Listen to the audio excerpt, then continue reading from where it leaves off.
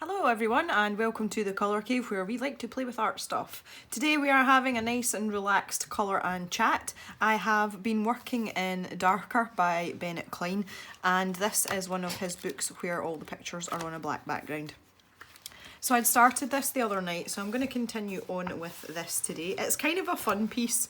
This little kind of creature down the bottom here just tickles me for some reason. I think it's his eyes. So I've picked out some colours for him and yeah, I'm just going to start colouring. Also in the cave today I currently have Pip and Jock who are playing together, so you might hear a few sort of squeaky squawky noises. It's just the two of them having some fun.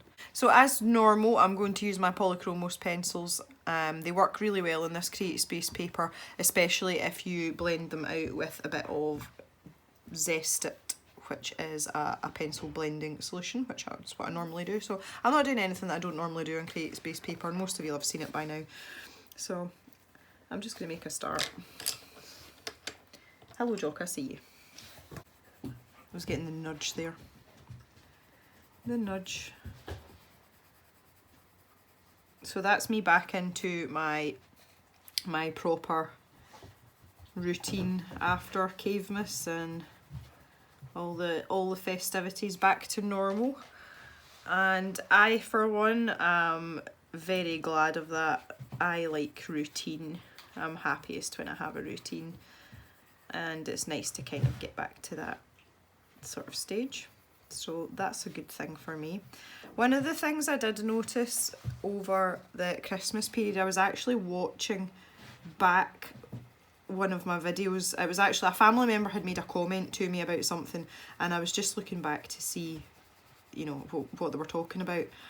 And something that struck me just lately is I didn't realise how much weight I've put on, and I noticed it when I watched back one of my older videos, which was almost in the summer, and I'd lost quite a bit of weight from my wedding. Now I knew I'd put a little bit back on after the honeymoon and whatnot. I knew I'd put weight on and that was fine, but I just didn't quite realise how much until I saw how slim my face looked in some of the videos from the summer. So I went back to Weight Watchers after Christmas. They don't have any classes over Christmas, and I have put on over a stone, so yeah, that's not so good.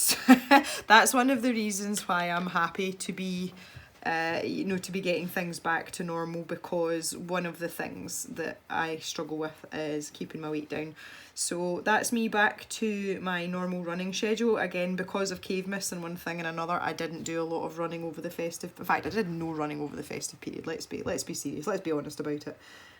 So I got back out running just the last few days there, and oh my god, I'm unfit.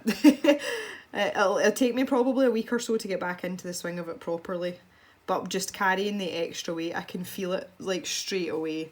It's just like, oh, I've got to lug these extra, you know, like 16 pounds round with me for the next couple of weeks. So I'm determined that I am going to behave myself in terms of eating, and I am going to make sure that I get that extra weight off as quickly as possible, because I like all my clothes are tight as well. My jeans are tight, all my bras are tight, oh man, everything's tight. So yeah, we just have to do a bit of work to get back to where we were. So that's kind of like my focus, like my personal focus just now, and it's something that I always like. I fight quite hard to keep control of my weight, and it's something I'm quite determined that I'm never going to be really overweight again, and I'm kind of heading in that direction right now, so I need to put a stop to that ASAP, because I don't want to be that person. So yeah, that's kind of a priority for me just now. It's a bit like when, you know, when people see that, it's like pictures from their holiday and it makes them realise how fat they are. That was kind of the moment I had the other day. I was like, oh, you've got chunky again. So it's alright though. I'm not panicked about it. I'm just a bit disappointed that I've put on that much weight. I always put on weight at Christmas. I don't deny myself anything because life's for living. But yeah, that was a bit excessive this year. Never mind, it'll soon be fixed. It will soon be fixed. It feels kind of strange just going back to filming videos on a normal schedule as well. I've been sitting about going, oh God, I feel as if I should be filming videos. You know, I've got the guilt because I'm not constantly editing and, you know, all that kind of stuff. So that it's funny how quickly you get into a habit with something like that. And now all of a sudden, because we're back to 2 videos a week, I'm like, oh, I don't really know what to do with myself. So getting used to that again as well. I've got so many ideas for videos now, and I just don't know what order to, you know, to execute them in and schedule them in. The subscriber count's been really up and down, and I find that happens a lot when you do giveaways, because a lot of people will subscribe to your channel so that they can enter a giveaway and they don't miss the announcement video for the winner. And then once that video has come out, they will unsubscribe to your channel, and that is something that happens quite a lot, and it's just because people want free stuff. That's the bottom line, really. And I suppose there's nothing wrong with that, but there's no point in I was going to say inflicting, that is entirely the wrong word. There's no point in imposing you know, a limitation or a restriction on people as to, you know, what they've got to do to enter into a giveaway, because you can say, oh, you have to be a subscriber, or you have to be a subscriber for 3 months or else you won't get your prize. And people will do that until they reach that, you know, whatever the requirement is, and then they'll just unsubscribe after that.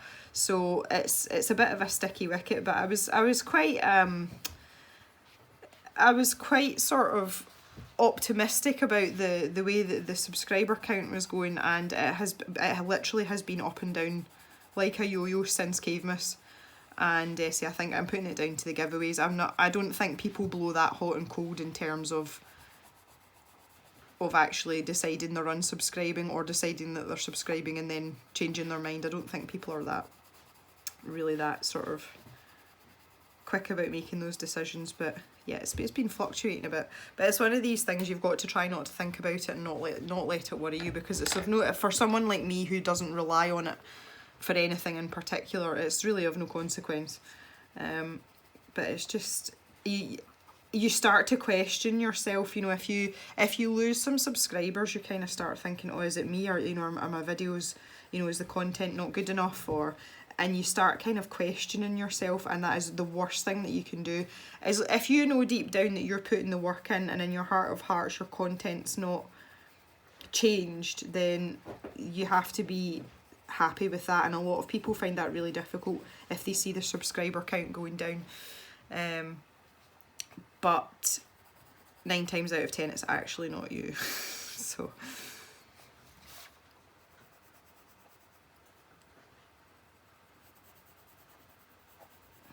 I think I want to give this guy a name. I think I want to call him Gilbert.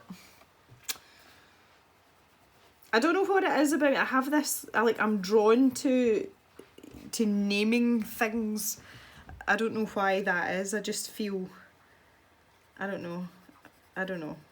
It was like my reindeer that I ended up calling Nancy. I mean, like, what was that all about? But she just looked like a Nancy, and I just felt this compulsion to name that particular creature. And I think this guy looks like a Gilbert. I might be wrong. What do you guys think? You can let me know in the comments if you think he doesn't look like a Gilbert, but you have to tell me what he does look like if he doesn't look like a Gilbert. I think he looks like a Gilbert. I'm really enjoying these shades of green. They're not shades that I would normally pick out for leaves and things because they're quite vibrant, but they seem to just do quite well here for this purpose, for our little monster friend. He's a monster. Yeah, I'll put that in there.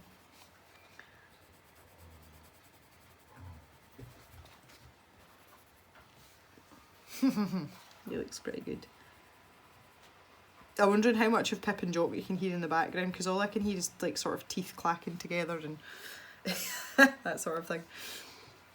I've actually been doing a lot of art just since the start of the year, and I think it was just the momentum from Cavemas just kind of like kept going, and I've done quite a lot of stuff since just like the turn of the year, both colouring and drawing. So that's been really nice as well. I think that was aided in part though by the fact that I didn't actually start back to work until the 7th of January, so I had quite a lot of spare time, you know, for like a week or so after New Year. So that probably had something to do with it. But it was really nice. I had such a good break, and it's the first year that I've really like properly awarded myself that amount of time off. Being self-employed, if you don't work, you're not earning any money, and I've always kind of been of the view that, you know, I can't really afford to take the time off just for the sake of having time off. But this year I really genuinely felt that I needed the time off. I felt really burnt out, and I you know, I had the conversation with my husband, and I just said, look, you know, I'm thinking about taking, you know, a good couple of weeks off over the new year. You know, is this, you know, how do you feel about this? Do you think we're going to be okay? And he just looked at me and he's like, you do whatever you want. He's like, you've worked really hard. We're not going to suffer financially. So just you take what you need. So that was really nice. And yeah, I don't know if I feel refreshed for it, you know, by it, but it was so nice to have that extra week after all the family had gone home, and, you know, we'd kind of, as I say, kind of like tried to get things back to normal. It was just nice to have that time to myself. I really enjoyed it. I was trying to get some darker shading around his foot on the side here because it is really far back, and I was trying to follow Bennett's pencil lines, but it's not dark enough. I'm not satisfied at all with it. I'm going to put some more pencil down here.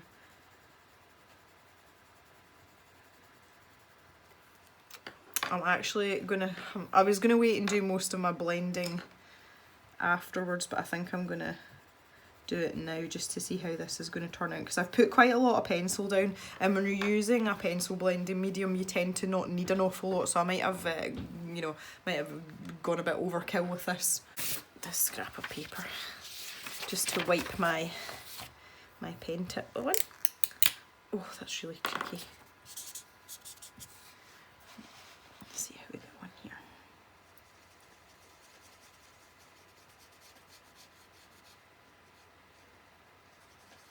I love the smell of this blender.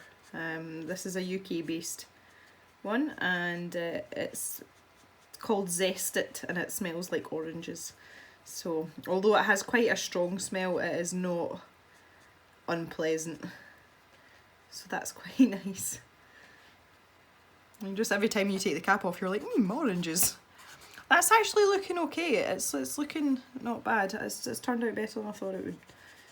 So that's pretty nice. One of the things, if you're going to do this was a tip that I picked up from Erin Jarboe over at Simple Art for Adults. She tried out this putting a pencil blending medium into an empty Copic marker, and you know, she did stress at the time that it was an experiment and to be careful, because at the end of the day it's still a solvent that's in it. But I've been using this for quite some time now, well over a year, and I haven't had any problems with nib degradation or leakages. If you overfill it, it does tend to leak, so you just have to sort of do that sparingly. But it's a really good idea, and guys in the States, Erin did it with Gamsol, so if you want to try that, but the key is make sure you get a blank, empty Copic marker. This had nothing in it, it was just an empty casing, and there was no writing or anything on the ends. I've put a sticker on it so I can differentiate. So it was an empty blank marker, and you can buy them on Amazon. I'll link it down in the description actually, just in case you're interested. But this is the only time I use this method is in Create Space paper books, and it just helps to smooth out all these kind of baubles and, you know, all those kind of bits, that because the paper is really, really toothy. But it makes the colouring in Create Space paper very enjoyable, which is nice because we like to colour, especially Bennett Klein stuff. But I say Bennett Klein, you can download the what's the word, PDF versions, that's it. You can download the PDF versions of all of his books. So if you have a particular paper preference, somebody asked me about that not that long ago, then you can, by all means, you can get the PDF versions, and it means you can put it on whatever paper you like. I'm personally not fussed about paper at all. I am more fussy about paper to draw on, but when it comes to colouring, I am quite happy to colour on whatever. It's there's very few things or types of paper that will stop me colouring. But I know people are really put off by Create Space. I can't speak tonight. I know people are really put off by Create Space paper. I am not one of those people. There we go. Yeah, Gilbert's looking good. Quite happy with this. I've got so many pages. I'm really motivated to colour just now, and I have no idea why, but I just want to colour all the time, but I'm so artistically motivated at the moment. I've got so many ideas for drawings and YouTube videos and just stuff that I want to try for myself. It's just insane, and I don't know where this like massive burst has come from, but the problem is I don't have enough hours in the day to do it all. It's time, especially see now I'm back at work, and my work's changing a little bit. I don't actually know what's going on with some of it just yet, so I don't, you know, it's kind of like hanging over me for the moment, and I kind of need to get that sorted out. But it's still the same. I mean, I'm a busy person. I only have so many hours in the day for my artistic pursuits, and I don't know when I'm going to find time to do all these things that I want to do, because I want to do another Inktense page in Karolina Kubikowska's book Ticket to Dreams, because I've been doing quite a lot of that and I'm really enjoying myself in that book. And I also want to do another one in one of Kirby Roseanne's books, because I'm kind of having withdrawal symptoms of his art, because I haven't coloured anything in any of his books since we did the fish, the double page colour on with the fish. And I kind of want to colour something in one of his books just for myself, but those pages take a long time. But I was also flicking through Ivy and the Inky Butterfly the other day, which I haven't touched in a long time either, and I kind of want to do a bit more in that as well. So there's those, and I really want to get a good start on Enchanted Forest this year and get a good couple of pages under my belt with that, because I am determined that I am finishing that book this year. That is happening. So I'd quite like to do a few pages early on in the year just to get me going, because I think when it comes to around Inktober time, I think my colouring's going to grind to a halt for that month. You know, as we deal with Inktober, because I'm definitely doing Inktober again this year, definitely. So yeah, I've got lots that I want to do. I also want to try my watercolours. Now, I bought a magazine that I did like a haul video. I went to Hobbycraft and I bought a magazine that had like a step-by-step watercolour for beginners, so that's something that I want to do as well, because I have watercolours that sit in a box and they're lovely. They were given to me as a birthday gift, and apart from dabbling with them, I've not really done anything with them because I really don't have a clue what I'm doing. So I would like to do something with those as well. So that's quite a lot of stuff. But you know, it's just time. It's just time. And then I've got, you know, video ideas for you guys, and you guys have made some awesome suggestions this last little while as well. But so I think if nothing else, it's going to be an interesting year in terms of variety and, you know, the type of things that I'm going to do.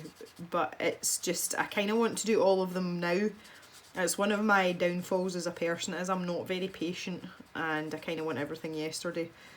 But obviously I only have one pair of hands, so I'm going to have to decide what, you know, prioritise my wants, as it were, decide what I want to do most and maybe do that first. Oh, Gilbert, look at your little face. I think making him greens made him more comical. Maybe I should have made him like purple with pink spots. That might have been really funny.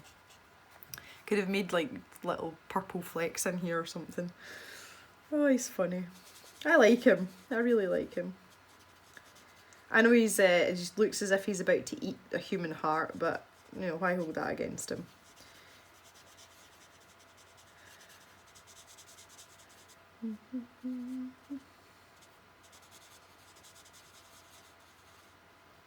Yeah, there's something quite therapeutic about using this pencil blending medium, about using it in a marker and just going over everything. There's something really relaxing about that. I really like it.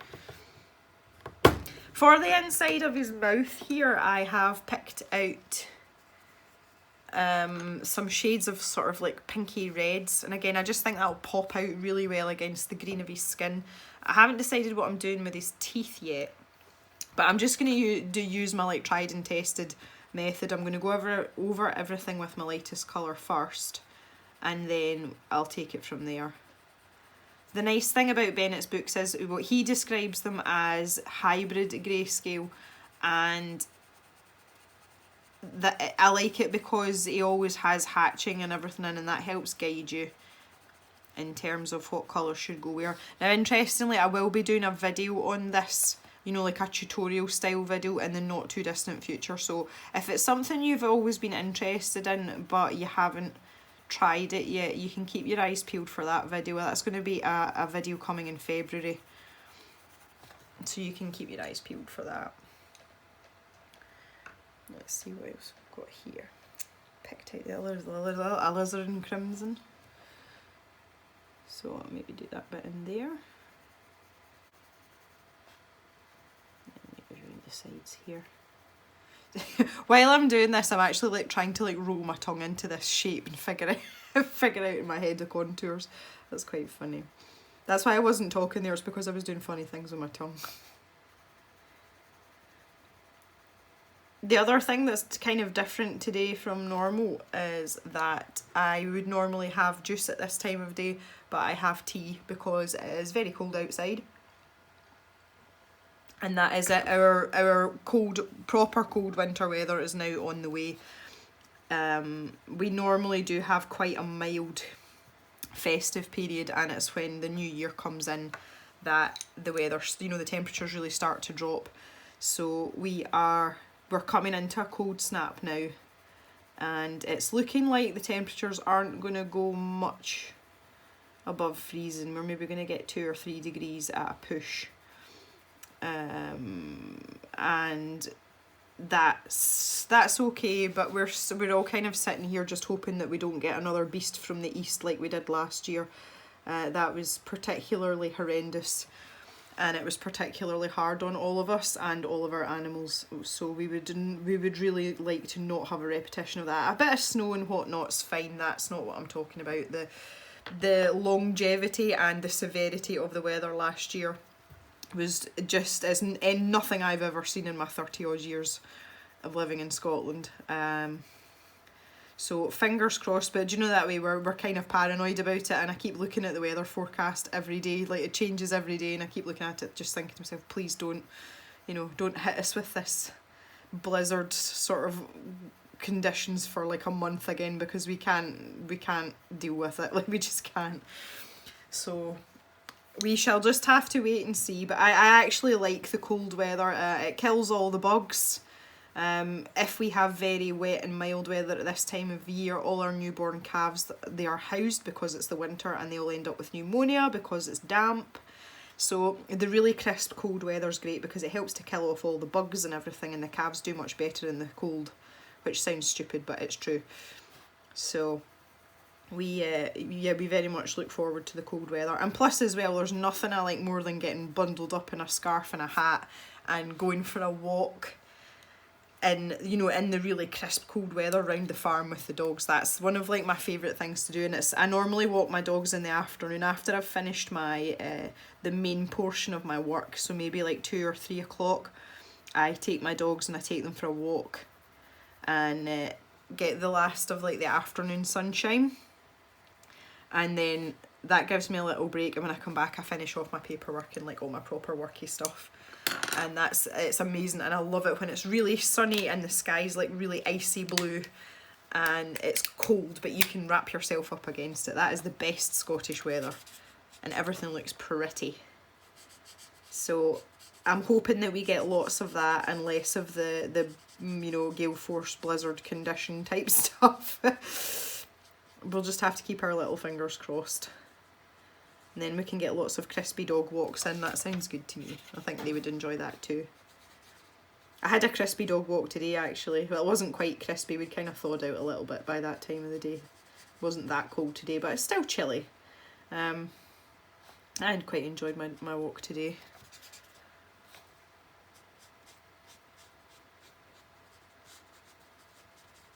gets tongued on here.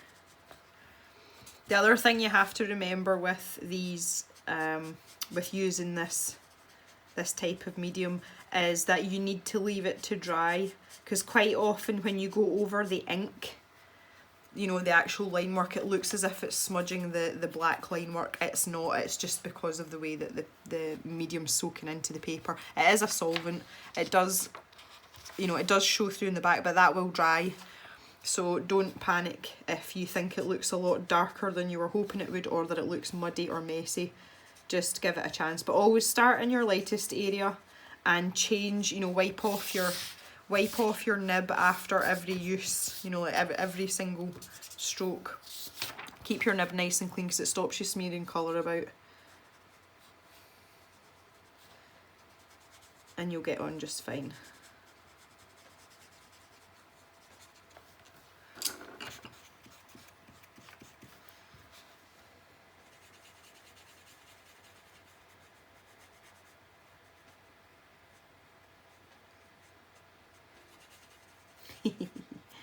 Hey Gilbert. Missed a bit here. Dogs have quietened down, I think must be gone for a sleep. I'm always slightly suspicious if it's very quiet. I'm just gonna go and check, I'll be back in a minute. Pippa's upside down in her bed with her tongue hanging out, she's fast asleep. It's making me laugh. I don't really know, I think I might move to the top and do something with the skin tone on this. Oh, hi Woo. Woo's awake as well. And do something with the skin tone in this hand up here. It's clearly a lady's hand, that's a very feminine hand. And I think I'm going to have to test out some colours here before I do anything. Just use this scrap of paper. I'd like to do kind of like a darker skin tone, like not in like an African skin tone, but a kind of like olivey skin tone. I'll need to test out some colours here. This is exactly the place to be doing it. Phoenician red, I think this is very, very red. Phoenician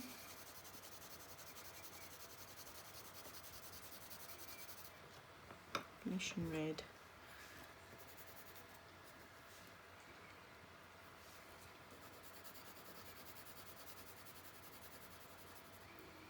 I think I want one paler than that. Pompeii red, I don't know, this is the one that's really red. Yeah, that's, no, I don't want that one, that's too red. I always think the dark flesh is always, it's very pinky as well. I'm not into that at all. Right, okay, I am going to risk it for a biscuit here.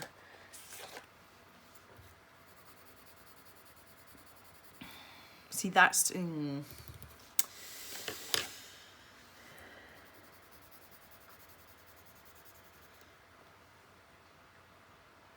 Okay, I'm going to be brave here.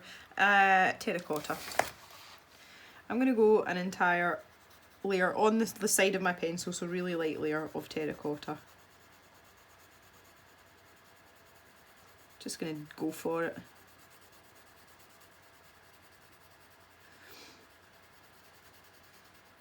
Feeling reckless.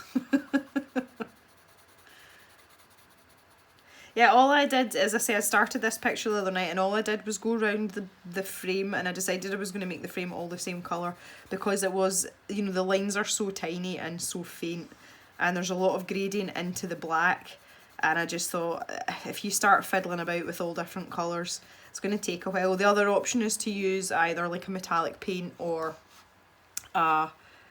you know, like a gel pen, but again I just felt it was too fiddly. I was like, no, I'm not taking the time to do that, so I just did all of it in one of the kind of like yellowy gold coloured pencils. That was literally all I did with that. This colour's actually sitting quite nice on here, although you can't really see the camera's not really doing it justice. Just looks as if I've put a massive blob of colour there, doesn't it?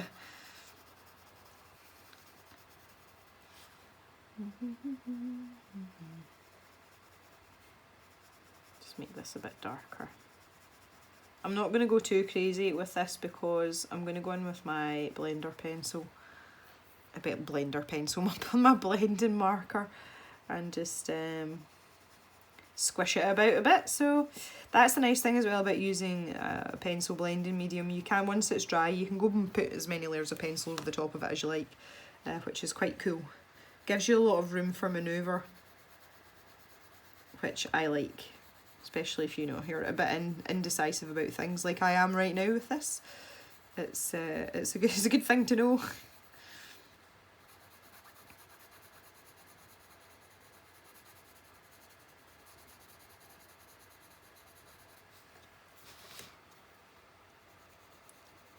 Need to decide what colour our nail polish is going to be. I was kind of thinking about making it the same pink as Gilbert's mouth.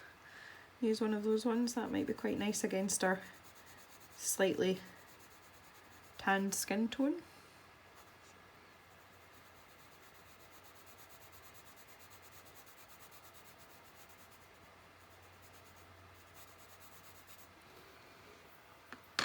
Okay, I think I'm going to put a layer of the medium flesh over the top of this just to see what happens. Yeah, it's making it slightly more human, which is good.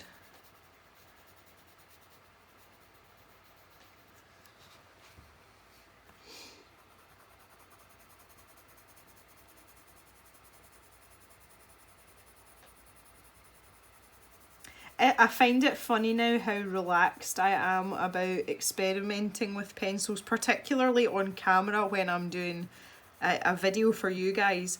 I used to be so uptight about stuff like this, and it's funny how your experience changes your confidence. And if this didn't work, that would be absolutely fine. Now, I wouldn't be upset about it or anything. If it didn't turn out too great, that would be okay, whereas before I would be like, oh no, I can't do that in case it doesn't turn out, because then what will people think of my videos and blah blah blah. It's really nice to be in this position where, one, that I'm reasonably confident in my skills and my colour choices, and two, not really caring if it doesn't work out anyway. Yeah, that looks better. It looks really pale on the camera, but honestly it's not it's not that pale. I'm going to take the darker colour, which was the terracotta, and I'm just going to add in a bit more here in the darker areas. And here as well. Yeah, I do think I need to make it a bit browner. It's still too pale for my liking.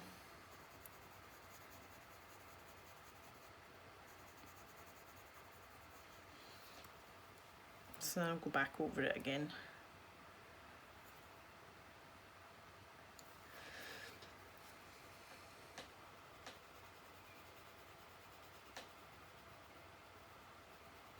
Yeah, I think this is going to look much better once I've taken my blending pencil to it. I stopped saying blending pencil, it's not a blending pencil. You guys know what I mean. My marker, this thing that's got the zesta in it, this one. Yeah, that's going to turn out much better, I hope.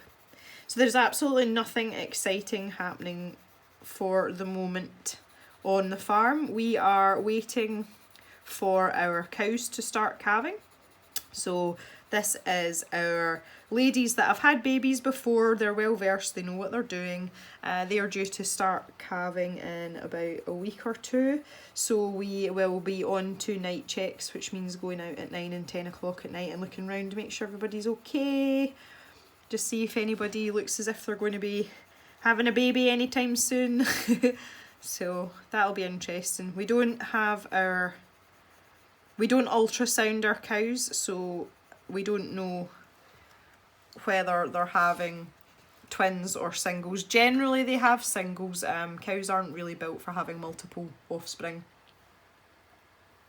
but it's not uncommon. We have an odd set of twins, but we don't know if anybody has twins. So normally in a normal year we'll maybe have 2 or 3 sets of twins, but they don't always survive, so we've got to be extra vigilant with things like that. But I know that a lot of you have a strange fascination with the things that go on in the farm, so if there happens to be someone calving when I am around, I will maybe video the new arrival for you and can show you guys at the end of one of the videos or something, if that's something that you would like. The cows are sneaky though, they will wait until everything's all quiet, and that's usually when they decide to give birth. like, I'll wait till there's absolutely no one around and then I'll do it. No, I don't think they do it on purpose. I really don't. I think it just kind of happens. There is like an old wives' tale about livestock waiting until daylight.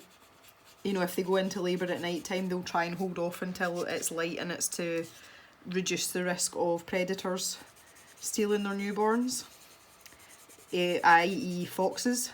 I don't know how much truth there is in that, to be honest. I don't know if it's ever been proven. It's not something I've ever looked into, particularly not on a scientific basis, which if I was going to look into anything, that's the way I would do it, just because of my background. But yeah, we do joke about it, and we say, like, you know, the cows know that if we're going away for the day or something, because they deliberately wait until then and then have the most awkward pregnancy and birth ever while we're not there. But yeah, no, the cows are generally quite good, so, and they're quite well behaved. Although they're protective and they're maternal, they let us, you know, handle their babies and one thing and another, within reason, obviously. So you've still got to be careful though. So that's going to be fun, but that's not happening for another week or so yet, so we've got a bit of a lull. So everything is very quiet on the farm just now, but again, I'm not really complaining because it means that I get to keep my sanity for a little while. In recreation, I am spending quite a lot of my spare time in the late evenings playing video games just now. It's something that I tend to do in the winter months when there's not a lot of light. I don't play video games nearly as much in the summer. But for my Christmas, my husband bought me a couple of games. He bought me the Spyro trilogy, which has been remastered, and he also bought me Red Dead Redemption and the new Assassin's Creed, so I have lots to play. There we go, my skin tone turned out quite nicely. I'm quite happy with that, actually. That's more or less what I was going for. Yeah, I'm wondering if I can maybe just compare it to show you against something else, because it still looks quite pale in this camera. Here's the picture we did in the colour along recently in the jewellery box, so that gives you an idea. If I put that next to that, you can see that it is much darker. So that's probably putting it into context a bit better. But yeah, so to achieve that kind of tanned skin tone, the pencils I used were, there's quite a collection of them. These are all Polychromos pencils, and I used a base of burnt ochre and then used sanguine over the top of that. I didn't use that one. A bit of terracotta and a layer of medium flesh over everything as well. So those were the colours I used, if you are interested.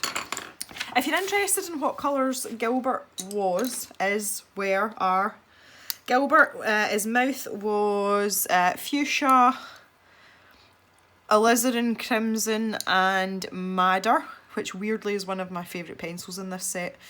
I don't know why. And the greens were light green, grass green and leaf green. And that's looking quite good now. I've got these, I want to call them goblins, or I don't know, and these little kind of like beetle type things as well. And I'm not entirely sure what I want to do with them either. I might leave them and do the heart first. I'm gonna do my lady's nails first, and I think I'm gonna pick this fuchsia colour for her. Better sharpen first before I do this. And then at least something's kind of like tying in with the rest of the picture. I might do those goblins in green actually, because then they'd be kind of matchy-matchy, wouldn't they? And you'll know how much I like a bit matchy-matchy.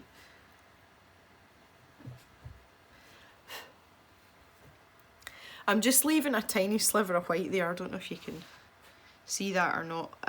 Just to sort of simulate maybe like the shine of the nail polish. Because you know what, if you've ever had your nails painted, guys, don't know if that includes you as well, but when you first get it done, it is very, very shiny, glossy looking. And you do get high gloss polishes as well, but they don't always last that long. It depends what you do with your nails on a daily basis. If you're me, the actual shininess doesn't last long at all. I haven't had my nails done for a while. I'm just basically giving them a rest. I've got a lot of manual work coming up with calving and then lambing, so I tend not to have my nails done for that period, just because there's not much point. They get battered so easily. So that's my nails look very farmer-esque just now. They're kind of knackered. But it's only for a little while, and then I'll be back to my usual self. Absolutely everyone commented on my Christmas nails, which I was really pleased about actually. I had red sparkly nails with snowflake patterns on them, and everybody just thought that was great. I was quite impressed with my little self, because it's not something I would normally go for. Right, I've decided I'm gonna go the darkest green with these goblins from Gilbert, but I'm gonna go a step darker than that again. So I need something that is going to be a step darker than leaf green. Here in my swatch book, we'll find something suitable. I think the permanent green's too close. Permanent green. I don't really want the permanent green olive either. I might go juniper green. Let's see if we can find juniper green. That's pine green. I'm sure I've said this before, but I find the writing on the Polychromos pencils really difficult to read. I think it's because it's gold. That's juniper green.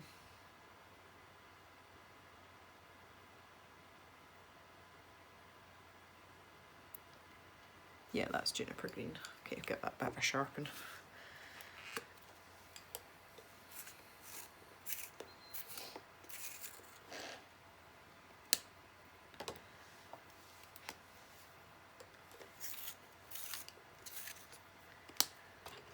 Right, let's see what we can do with this.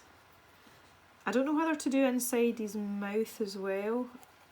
Yeah, I'm just gonna have to go for it, I think. See, again, this is very like the frame and the border. You can't just do the bits that are white. It's impossible, because some of them are that sort of grayscale middling, you know, it's neither white nor black. So you've just kind of got to go with the contours, and some of the pencil will go onto the black paper, and you've just kind of got to deal with it. But what can you do?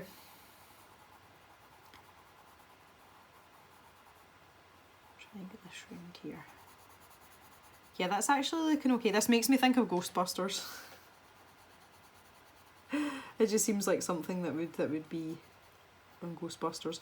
I watched the remake of Ghostbusters not that long ago. I think it was like a fortnight ago.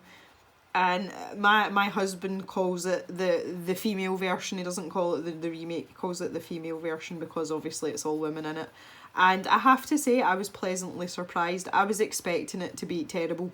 I really was. And because remakes usually are. It's not because it was women that had been cast in it. It was just because remakes are usually terrible. And I actually found it genuinely funny. But I think because there was a lot of sciencey jokes in it, that probably appealed to me. You know, it was that sort of geek humour. But I did find it genuinely funny.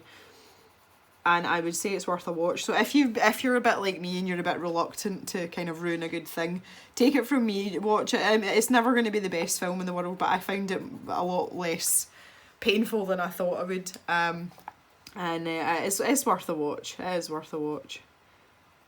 Right, I'm just going in with my juniper to see what's happening here, and it's kind of doing what I thought it would do, and it's making the lighter green look like the patches where it's gone over darker pieces of the paper. So I'm completely wasting my time with the juniper, so I'm just going to stick with the leaf green and put an extra layer over some of it and just leave it at that, because it actually looks okay like that when you see it next to the rest of the picture. Yeah, they look kind of glowy, so I'm just going to stick with that.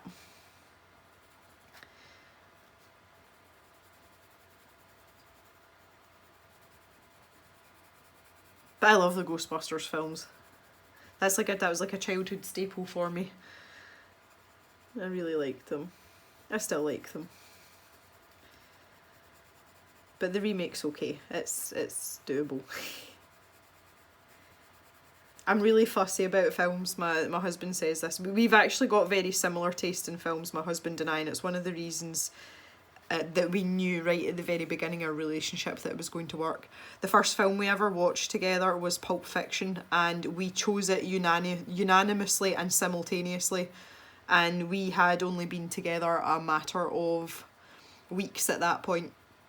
And that was, we always say, that's when we both knew that we were meant to be together. And our first dance was a song from Pulp Fiction as well at our wedding just recently, which was quite nice as well, and everyone was quite impressed with the song choice and the reason for the song choice. Plus as well, the soundtrack to Pulp Fiction's amazing. I don't care what anybody says, so it was always going to be good anyway. There we go, that's looking pretty good. I'm going to have another layer over here. He's a monster. Yeah, so we're both big Tarantino films, and I like action films, but I like clever films. And when I say clever films, I mean films that make you think and have like intelligent plot twists and stuff in them. I like interesting films like that. When it comes to comedy films, it's a certain type of comedy. I'm generally not a fan of slapstick humour.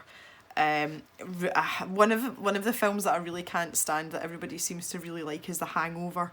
It's just not funny. Like, I really don't find it funny at all. It's just ridiculous. It's stupid. I don't like stupid humour. I like clever humour. I like geek humour. But that is just my personal taste, obviously. One of my favourite films ever, in fact, my favourite film ever is Fight Club. I love that film. That is... I read the book before I saw the film, and I fell in love with the film because Brad Pitt's in it, and it's probably him at his absolute fittest ever. I mean, he's just lovely, and I've got a thing for Brad Pitt. I do like him.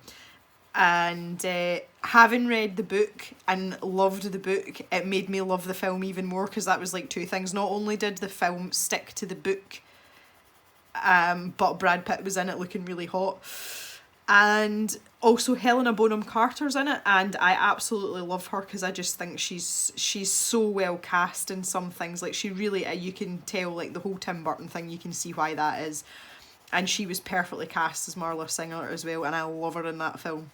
I love her in a lot of films, but I especially loved her in Fight Club, and it is one of the films that I can watch over and over and over again and never get sick of it, because it's clever. I like it. It's quite dark. And again, I like dark films. I do like dark films. So, yeah, Fight Club is, without the shadow of a doubt, one of my... definitely in the top 5. Definitely in the top 5. And I would say there's quite a lot of Tarantino films that I would be fighting for places in there. Pulp Fiction's definitely in there. I quite like the Kill Bills as well. I was really into the Kill Bills. They're fun. Good films. Yeah. I have to say though that some of Tarantino's more recent films, The Hateful Eight, that was terrible. That was an awful film. Spoiler alert, everybody dies. There you go, you don't have to watch it now. Yeah, The Hateful Eight, I didn't really enjoy that. It wasn't, it was just a bit ridiculous. It kind of went on Tarantino's earlier formula. It was more like the Reservoir Dogs type formula, but done really badly. And yeah, it was just a bit kind of far-fetched, a bit silly. So I didn't enjoy that nearly as much. I liked some of his older films better. But right, I'm just going to decide. I think I'm going to go into like purpley reds here, because it's quite a realistic looking heart, with its kind of like gloopy bits. I haven't really done much with these bits down here, but I'm going to have to decide. With these bits dripping, I think that's probably going to be more like blood. So maybe we should go for some sort of more crimsony red colours for down the bottom. I can get my swatch book back out. Let's see what we can find in the swatch book. The swatch book. A deep red. Let's go deep red. And I'm pretty sure that's a colour I use quite often. Yeah. It's one of my shorter Polychromos pencils. I am getting to that stage that my polychromos now are starting to, some of them are getting a bit short. Whereas that's been happening like forever and a day with the Prismacolors. But the Prismacolors for me was a very gradual thing because I had the original, or like a smaller set of the original Sanford Prismacolor pencils. So mine were replaced very gradually, and I think I've got 1 or 2 of them left actually out of the old set, but there's not much left of them.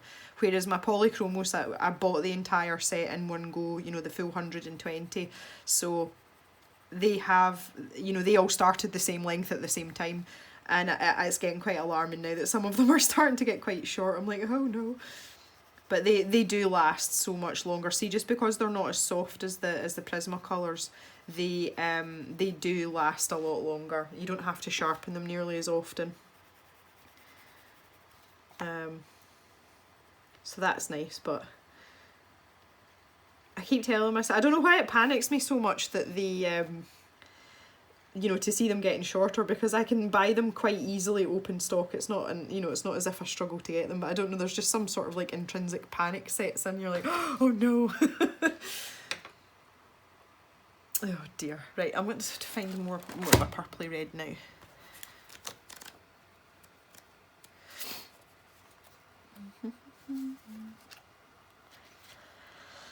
I've got a middle purple pink, but that looks too... The other option is to go like a bluey purple colour over the top. A blue violet might be a good idea. Mauve.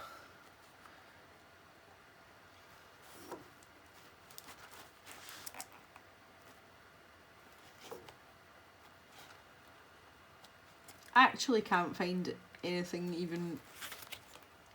Blue violet. There's blue violet. So I think if I go another layer of pink, I think it was the alizarin.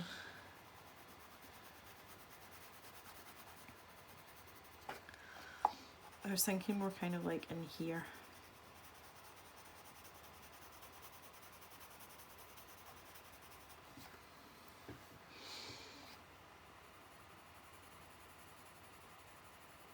See, that looks too blue to me. I'm going to have to mix these a bit more. Well, that's kind of better. Yeah, I'm just doing a bit of mixing here, that'll be fine.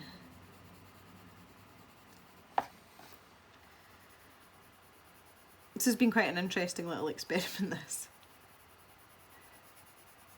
Yeah, I'm going to get a bit braver with this pencil. Bang it down. Yeah, that's going to be fine with some more pink over it.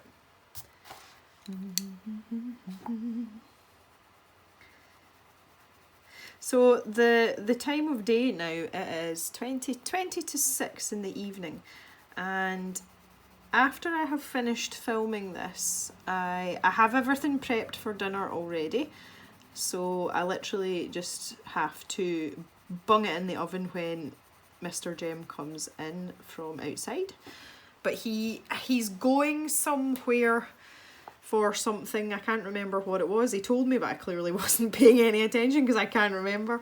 But he is going to be a little bit later back this evening, so I am going to take that opportunity. As I say, I've kind of prepped everything for dinner, like everything's already done, which is nice. So I've got a little bit of extra time to myself, but I did start to draw my next Copic computer game character.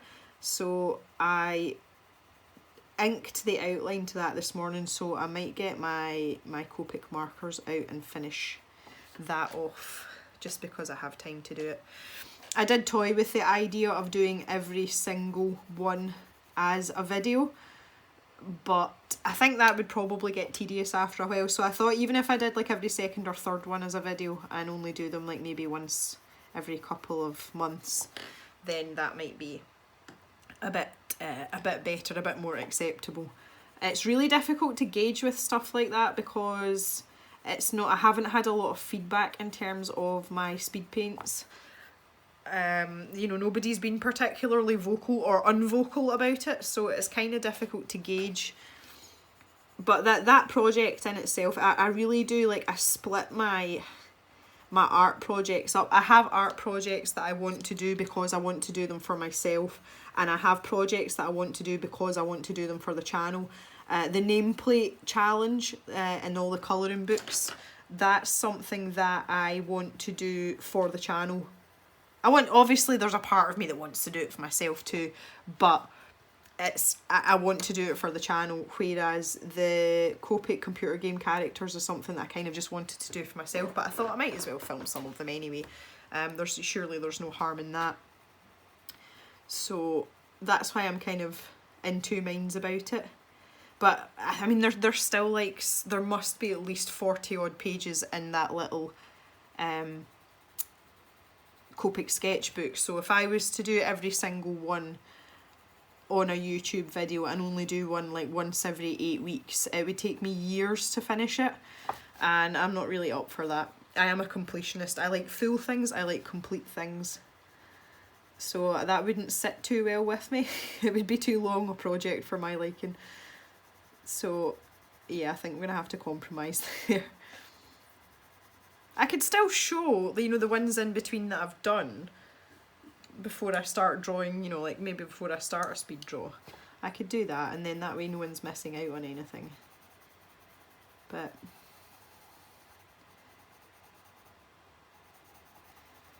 I don't know. If you guys have any opinions on stuff like that, please let me know in the comments. You know, stuff like that, I keep saying it, but the feedback is so important because that helps me, and it also helps you guys get what you want as well. So don't be shy to say, oh, I really don't like that idea, or I would rather you did this, or yay, more of this. You know, please. There was somebody that left a comment, and I apologise because I can't remember your name, but I do remember you saying that you're a silent watcher, and I know that I've got quite a lot of you that are. And that's fine. I get, you know, that you don't want to comment on every single video. Me personally, as a YouTube watcher, not as a creator, I am not a massive commenter, but there are times when I will, you know, if I feel the need, I will leave a comment. So, you know, that's okay. Don't feel forced into leaving comments, but anything that you do leave is only going to be helpful and positive, both for you as a viewer and for me as a creator. So don't be shy, and don't be frightened to tell me something that I might not necessarily want to hear. As long as it's polite and constructive, I am absolutely fine with stuff like that. I'm pretty thick-skinned. But I would rather have your opinion, and that gives me something to work with, than for you to all sit in silence and just think, oh, this is rubbish. You know, Jem's lost it. So please feel free. I always welcome any kind of feedback or criticism or suggestions, guidance, anything at all. Now, I know what you're thinking here. I'm sitting colouring this heart in, and you're thinking this looks like an absolute dye works explosion. It'll be okay once I run my marker over it, she tells herself. Actually, when you sit back in it, when I see it on the monitor, just over here, it actually looks not too bad, but when I look at it and, you know, with the naked eyeball, it does look a bit like a patchwork quilt, I'm not gonna lie. But I think it'll be alright in the night. Just filling in some of this. I'm more concerned about this part down here because I need to get it to blend into this this red, and I don't know if using the purple's going to be the way forward, but we're going to try anyway. Why not?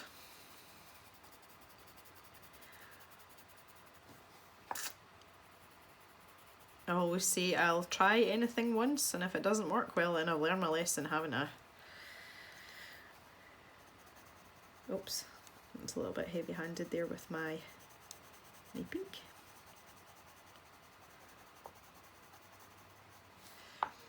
See, as I said earlier, the good thing about using a pencil blending medium is that you can go back over and lay down more pencil. So if it looks a bit washed out, or you feel it needs a bit more mixing or blending with another colour, you've got the option to do that. You know, it's not set in stone, as it were, which is good. I think it makes me a wee bit braver knowing that I can do that, so it's nice in that sense that I would maybe try things that otherwise I'd be like, better not touch that, better not try that. Right, let's go for it. Where's my little scrap of paper? I'm going to zoom out a tiny little bit here as well. Ooh. Yeah, that actually looks okay from a distance. From a distance. I've just realised we've not coloured Gilbert's eyeballs in either. That's terrible. Wait, we'll do that before we finish up. Let's just tackle this and see how it goes. So I'm going to do all the light parts first, or the lightest parts first, should I say. And just let that settle a little bit and dry in before I start mixing things in with the darker shades. I can do this bit around here as well. Just see how this is going to turn out.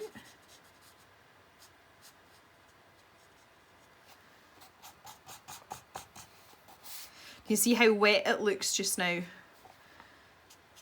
This is what I'm saying about not to panic about, because it can look muddy, like along here that looks quite muddy, but that is just because it's wet, and you need to remind yourself of that periodically, because you can get yourself into a bit of a flap thinking, oh, this isn't working out at all the way I thought it would. It'll be okay, I promise. Okay, so I'm moving on to some of the slightly darker areas now. I'm just going to try and get most of this pink first, and then I'll start working down into these darker areas at the bottom. I'll just try and do it gradually. There we go, and that's me into the purple now.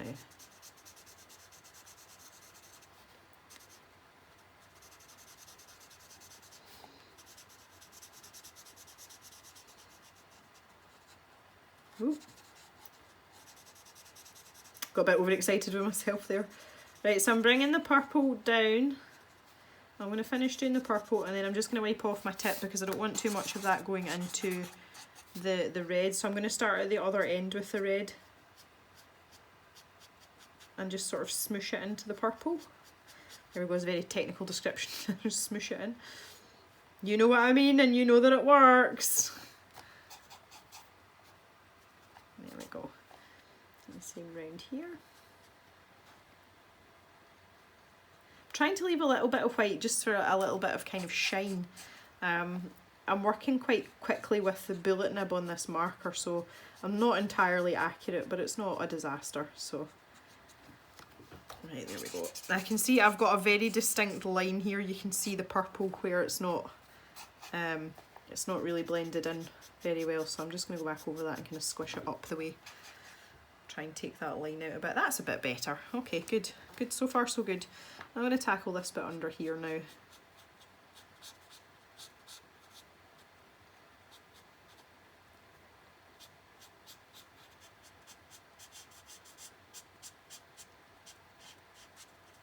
The pale pink's looking a bit patchy, but that kind of adds to the effect, I think. I'll need to look at it zoomed out and, you know, look at the entire picture to make my mind up about that. But when I'm close up like this, it does look very, very uneven and blotchy. But see, that might actually work in my favour at this point. Do these sections in here now.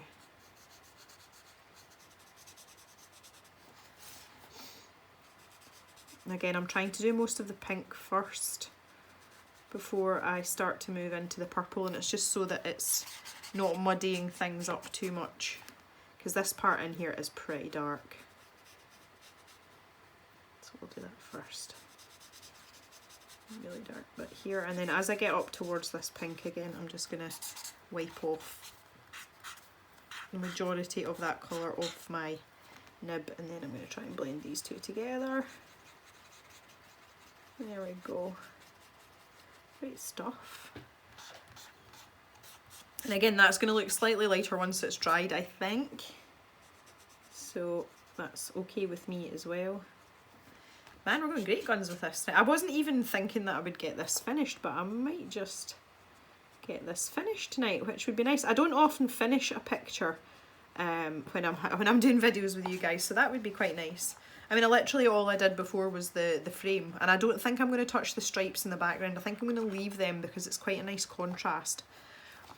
So I may just, this may be a first for the Colour Cave, a finished article within the filming of one video. The thing is though, I would rather take my time and film it over 2 videos. I mean, it was like we did with the the Anamorphia colour along with the fish, you know, that great big double spread. I could easily have cut huge chunks of that out or only done the, you know, like one page, but I wanted everybody to have the chance to do it with me if they wanted, and, you know, really see and let me explain what I was doing. So I would much rather have something like that that's in like a gajillion parts than skip bits out altogether or rush to try and finish something. That's not my style at all. The one thing that you are always absolutely 100% sure of with me is things will get finished.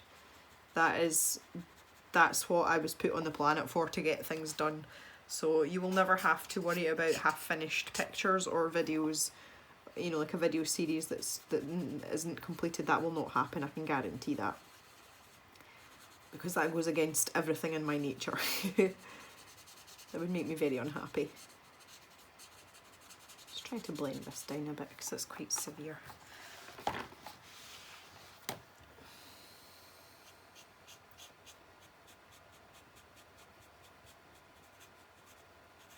Around here. Ooh. So I've decided as well, I had a bit of a clear out of my art supplies, and it's something that I do periodically because I'm not going to have stuff sitting there that I don't use, that's just there for the sake of being there. I'm not that person. And I have decided to part with my chameleon markers because I have my Copics now and I really don't use them. So I've decided that I'm going to sell them. I haven't decided how or where or, you know, what I'm going to do, but I was actually going to keep them for a giveaway, but they are worth far too much money to just give away, I'm afraid, so that's just not going to happen. Right, let's have a zoom out and look at this and see what we think.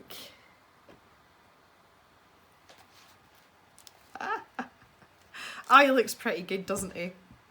I'm quite impressed with the way my heart's turned out as well. So let's give Gilbert some really bright blue eyes because I think that would be a nice stark contrast, or maybe we should pick orange. Let's give him really bright orange eyes, that would be more fun, to contrast with the green of his skin coat. It looks kind of furry actually, but I don't know. So let's have cadmium orange and dark cadmium orange. Cadmium orange. Nope. Where are you? Cadmium orange and dark cadmium orange. Oh yeah. Oh my goodness. Oh.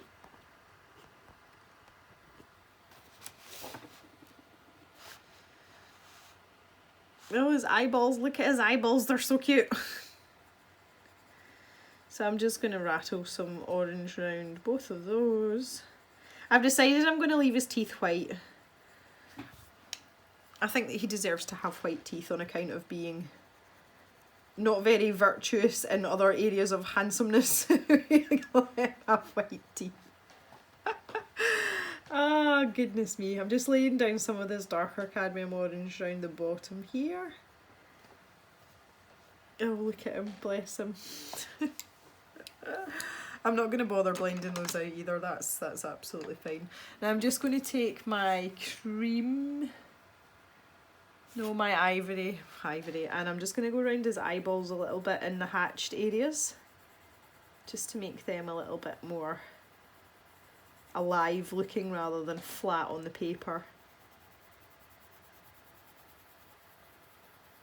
I'm just going to leave some white around the actual iris here. You can't really see that on the camera, but again, it's one of those ones I know it's there. And if you put it down on the paper, you'll know it's there too.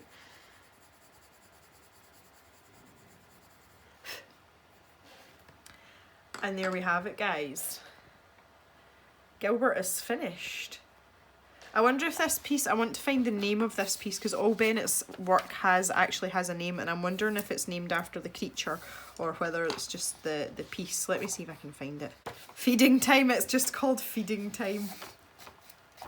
It's called Feeding Time, so I think we should call it Gilbert's Feeding Time.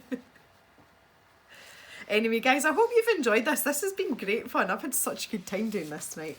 One of the things that I am doing with all of my colouring pages this year is I'm putting the date on them when I finish them, because it's something that I want to keep track of, and it's something that I do it with my drawings, so why wouldn't I do it with my colouring pages? And just stick a wee signature on it somewhere as well. So there we go, that's us all finished. There is the date, and I've just squished that in at the bottom. I hope you've enjoyed this. I've had a really good time tonight, and it's been a lovely relaxing way for me to spend my evening. Thank you so much for watching, everyone, and as I said, feel free to leave us comments or whatever about anything that I've talked about. That would be absolutely grand, and we shall see you back in the cave for another video really soon. Bye for now guys.